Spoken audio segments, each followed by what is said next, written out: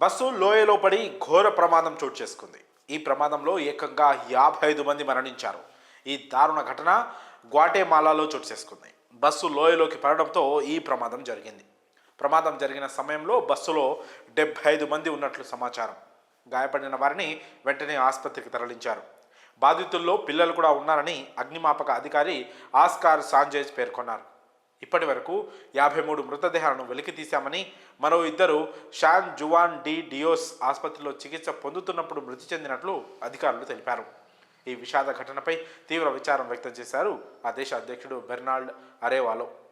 అంతేకాకుండా 3 రోజుల పాటు సంతాప దినాలను కూడా ప్రకటించారు. ఈ విపత్కర సంఘటనకు దారితీసిన పరిస్థితులపై అధికారులు దర్యాప్తు కొనసాగిస్తున్నారు. ఈ క్రమంలో ప్రమాదానికి బాధ్యులైన వారిపై కఠిన చర్యలు తీసుకుంటామని అధికారులు హెచ్చరించారు.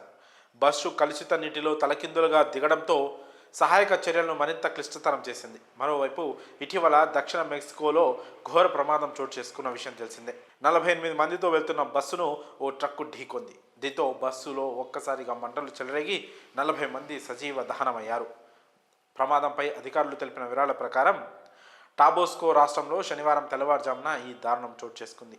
బస్సులో మంటలు వ్యాపించడంతో 38 మంది ప్రయాణికులతో పాటు 2 బస్సు డ్రైవర్లు, ట్రక్ డ్రైవర్ ప్రాణాలు కోల్పోయారు. సంఘటనా స్థలంలో ఇప్పటి వరకు 18 మందికి చెందిన అవశేషాలను గుర్తించినట్లు అధికారులు తెలిపారు. ఈ ప్రమాదం జరిగిన ప్రాంతంలో సహాయక చర్యలు కొనసాగుతున్నాయని, ప్రమాదానికి గల కారణాలపై విచారణ చేపట్టినట్లు స్థానిక అధికారి వెల్లడించారు. మరి ఈ దారుణ ఘటనలపై మీ అభిప్రాయాలను కామెంట్స్ రూపంలో తెలియజేయండి.